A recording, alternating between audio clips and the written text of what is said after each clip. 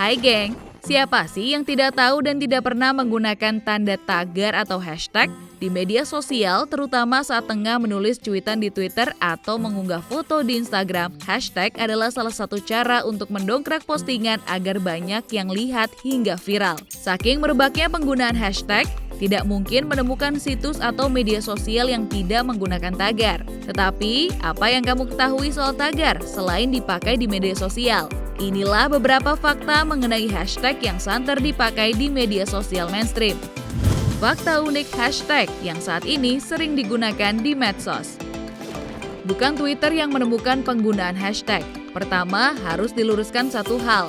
Memang hashtag pertama kali muncul di Twitter. Saat itu, pada Agustus 2007, seorang pengguna Twitter bernama Chris Messina memikirkan ide untuk menggunakan hash sebagai sarana agar cuitan Twitter lebih mudah dirapikan dan dicari. Puncaknya adalah kebakaran hutan San Diego pada 2007. Chris menyarankan para pengguna Twitter menggunakan hashtag dalam cuitan mengenai karhutla tersebut. Karena banyak digunakan hingga ke aplikasi pihak ketiga yang bekerja sama dengan Twitter, akhirnya media sosial itu pun mengikuti ide hashtag Chris.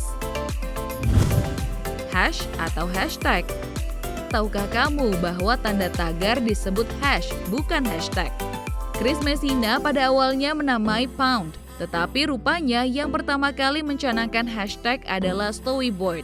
Saat pertama kali Chris mengutarakan idenya pada 2007, Stowie ikut berkomentar pada cuitannya dan mengatakan bahwa tanda tersebut lebih baik disebut hash dan kata setelahnya sebagai tag.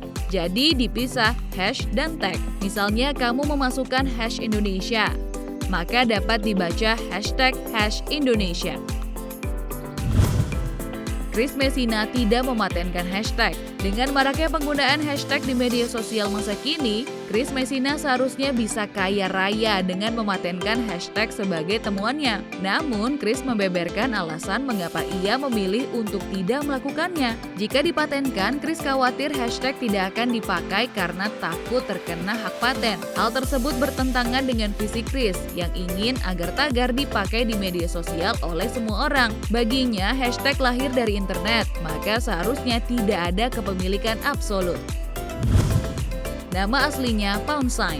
Yap, tombol tagar bukanlah hash atau hashtag, melainkan pound sign. Mengapa bisa pound sign?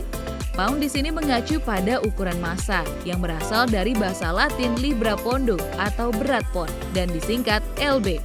Namun, juru tulis bahasa Inggris zaman dulu seringkali menghilangkan huruf LB dengan garis di atasnya, sehingga membentuk simbol yang identik dengan hash masa kini. Kenapa bisa ada di telepon? Telepon zaman dulu hanyalah memiliki 10 angka, dengan 0 berdiri sendiri di baris terakhir tanpa dua tombol yang mengapitnya. Jadi, Bell Laboratories di bawah naungan AT&T menambahkan dua simbol, bintang dan tagar. Kegunaannya belum ditemukan hingga 1980-an. AT&T memperkenalkan Star Codes, yaitu simbol bintang agar penelpon dapat menelpon orang yang baru saja menelpon, dan tombol tagar untuk menyelesaikan pesan suara. C# bukan C#. Programmer tentu tahu bahwa tanda ini disebut C#, bukan C#. C# adalah bahasa pemrograman produk Microsoft yang dirilis 2 dekade yang lalu. Awalnya C# disebut COOL, yang merupakan singkatan dari C-like Object Oriented Language. Namun mereka berpikir nama tersebut terlalu rumit untuk merek dagang.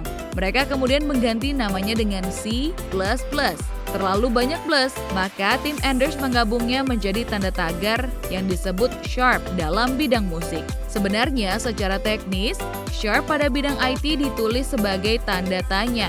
Namun karena tagar lebih mudah dijangkau di keyboard, maka disebut C#. Nah, itulah tadi fakta mengenai tanda tagar yang bisa kami rangkum. Semoga informasi ini bermanfaat ya. Sampai jumpa di video selanjutnya. Bye, geng!